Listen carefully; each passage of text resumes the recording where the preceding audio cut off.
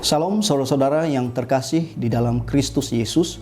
Pesan firman Tuhan untuk kita hari ini tertulis di dalam Matius pasal 13, khususnya di ayat 47 sampai 52. Saudara-saudara, tentu saja kita pernah melihat seorang nelayan yang mencari ikan, baik itu di laut ataupun di sungai.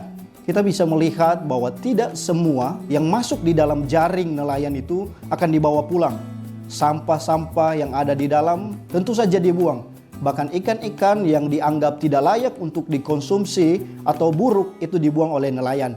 Tetapi ikan yang baik itu dibawa pulang, entah itu dimakan atau dijual oleh nelayan itu. Nah, ibu bapak yang dikasih oleh Tuhan kita Yesus Kristus, prinsip yang sama digunakan oleh Yesus memberikan perumpamaan tentang kerajaan Allah kepada para murid saat itu, yang menggambarkan kerajaan Allah itu seperti jaring yang ditebar di lautan.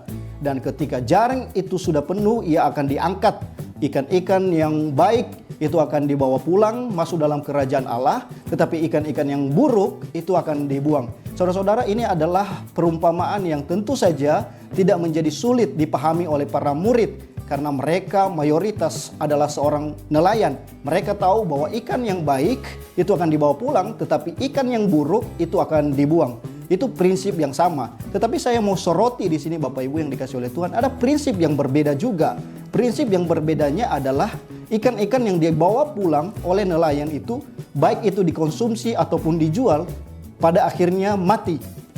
Tetapi ikan-ikan yang masuk di dalam jaring kerajaan Allah, tujuan akhirnya adalah kehidupan yang kekal. Kita-kita yang sudah meresponi Injil kerajaan Allah, pada akhirnya dijanjikan oleh Tuhan kita Yesus Kristus akan hidup yang kekal. Kita akan memperoleh hidup yang kekal. Kita yang sudah memperoleh dan akan memperoleh hidup yang kekal itu, kita harus tetap menjadi saksi di tengah-tengah dunia yang saat ini, supaya mereka juga mengenal Injil itu dan juga mereka diselamatkan. Melalui apa? Melalui perkataan kita, melalui perbuatan kita, melalui cara hidup kita, baik di tengah-tengah masyarakat, baik di tengah-tengah pekerjaan kita atau di pelayanan kita, sehingga melalui kehidupan kita yang adalah orang-orang yang akan masuk dalam kerajaan Allah, banyak orang diberkati.